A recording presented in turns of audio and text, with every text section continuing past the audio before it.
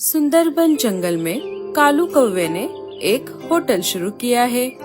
दूर दूर से पंछी कालू के होटल में रहने के लिए आ रहे हैं।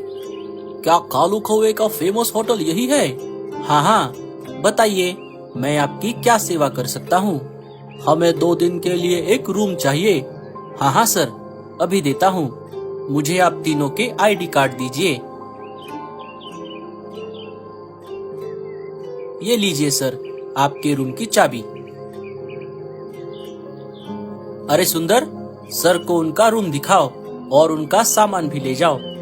चलिए सर, मैं आपको रूम दिखाता हूँ। होटल सनशाइन में आपका स्वागत है। कालू का होटल बहुत फेमस था।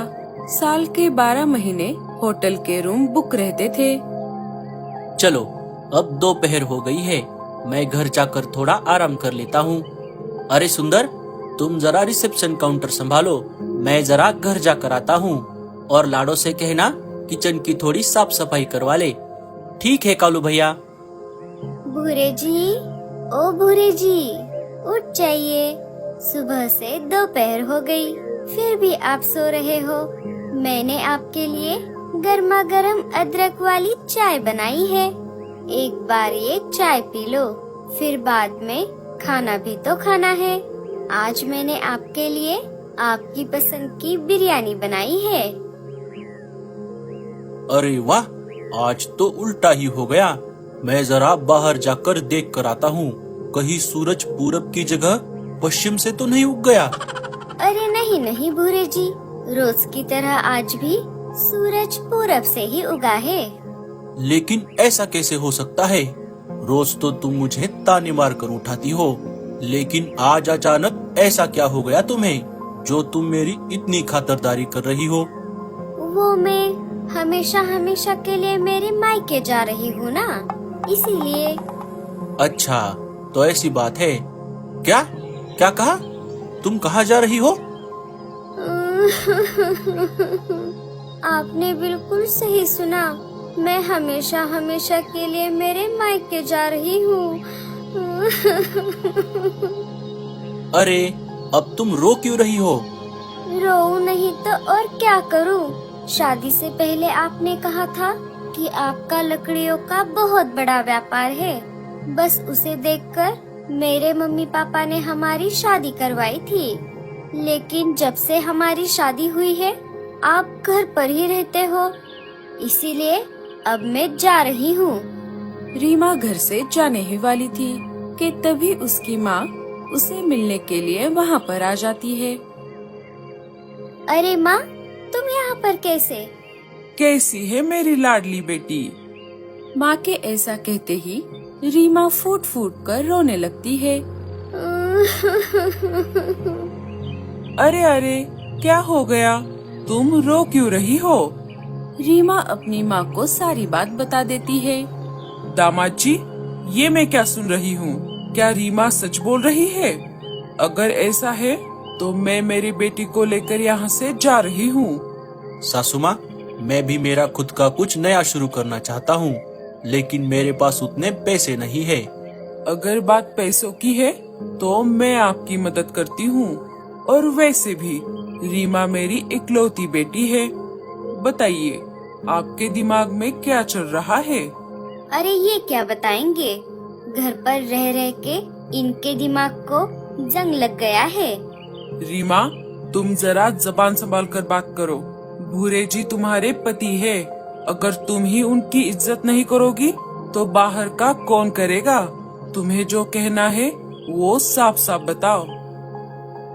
भूरे जी, मुझे माफ कर दीजिए। मैंने गुस्से में आकर जो मन में आया वो बोल दिया। कोई बात नहीं रीमा, बताओ तुम्हारे मन में क्या प्लान है? हम भी आपके भाई के जैसा एक होटल शुरू करते हैं। उससे हमारी सारी परेशानियाँ दूर हो जाएंगी। लेकिन उसके लिए तो बहुत पैसे लगेंगे। दामाद जी, आप पैसों की चिंता मत करो। आप बस होटल बनाने की तैयारी शुरू करो। 1-2 दिन बीत जाते हैं। पूरा कारीगरों की मदद से अपने भाई कालू के जैसा होटल बनवा लेता है। चलो, होटल तो बन गया, अब बस ग्राहक आना बाकी है। 2-4 दिन बीत गए, लेकिन भूरे के होटल पर एक भी ग्राहक नहीं आया। अजी, अब हम क्या करें? हमारे होटल में तो एक भी ग्राहक नहीं आ रहा। उसके लिए मेरे पास एक उपाय है। बस मुझे रात होने का इंतजार है। थोड़ी ही देर में रात हो जाती है। मुझे आज रात के लिए एक रूम चाहिए। हाँ हाँ, क्यों नहीं, मुझे आपका आईडी कार्ड दीजिए। सर, अभी होटल में एक ही कमरा खाली है और वो भी सबसे ऊपर के फ्लोर पर। क्या आपको चलेगा? हाँ हाँ, कोई बात नहीं। ओके सर, ये लीजिए चाबी। सुंदर, सर को उनका रूम दिखाओ। चलिए सर, मैं आपको रूम दिखाता हूँ। होटल सनशाइन में आपका स्वागत है। जब आधी रात हो गई,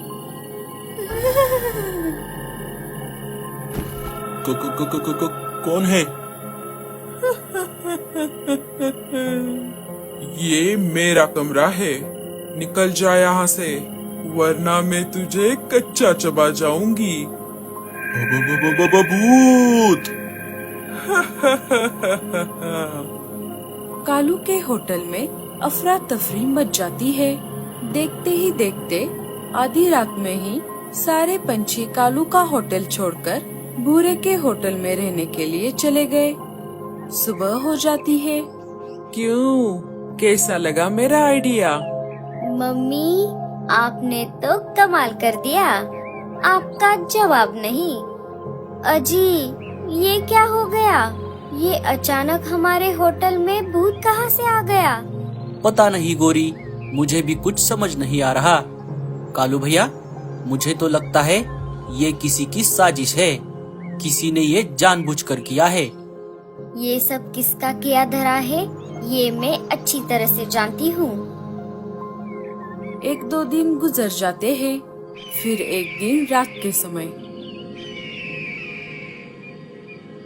अरे सरदार, आज हम कौन से घोंसले को लूटने वाले हैं? आज हम किसी घोंसले को नहीं, बल्कि एक होटल को लूटेंगे। अरे वाह, आज तो मजा ही आ जाएगा। चलो, इस होटल को लूटते हैं। अरे सरदार, इस होटल को लूटने से अच्छा है हम खाली हाथ हमारे घर चले जाएं। क्यों? क्या हुआ? तुम ऐसा क्यों बोल रहे हो? अरे बॉस, क्या आपको नहीं पता, इस होटल के सबसे ऊपर वाले कमरे में एक भूत रहता है। क्या क्या कहा? भूत? ये तुमने मुझे पहले क्यों नहीं बताया?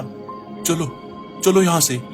अरे सरदार, अब हम यहाँ आ ही गए हैं तो वापस क्यों जाना? वो देखिए, इस होटल के सामने ही एक दूसरा होटल है। चलिए हम उसे लूटते हैं। तीनों भूरे के होटल की तरफ निकल पड़ते हैं।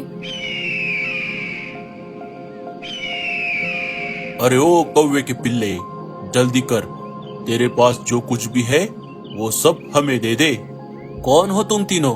चुपचाप यहाँ से चले जाओ, वरना मुझसे बुरा कोई नहीं होगा। लगता है तू ऐसे नहीं मानेगा। तीनों मिलकर उसे पीटने लगते हैं। भूरा कौवा जोर जोर से चिल्लाने लगता है। बचाओ बचाओ, अरे कोई मुझे बचाओ।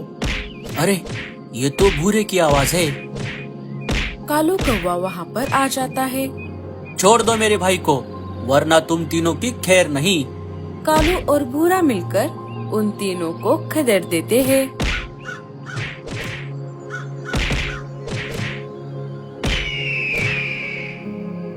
दोनों को बहुत चोट आई थी। भूरे, तू ठीक तो है ना? हाँ हाँ भैया, मैं बिल्कुल ठीक हूँ, लेकिन आपको बहुत चोट आई है। गोरी, रीमा और उसकी माँ वहाँ पर आ जाते हैं। अरे बाप रे, ये क्या हो गया? भूरा सबको सारी बात बता देता है। कालू भैया, मुझे माफ कर दो। आपके होटल में भूत है, ये अफवाह हमने ही फैलाई थी। रीमा और उसकी माँ अपनी गलतियाँ मान लेती है। अरे भूरे, तू मेरा सगा भाई है। अगर तू मुझे एक बार भी बता देता तो मैं तेरी जरूर मदद करता, लेकिन तूने रीमा की बातों में आकर मुझसे बात करना ही छोड़ दिया। चलो अब जाने दो, जो हो गया सो हो गया। अब से हम सब साथ रहेंगे।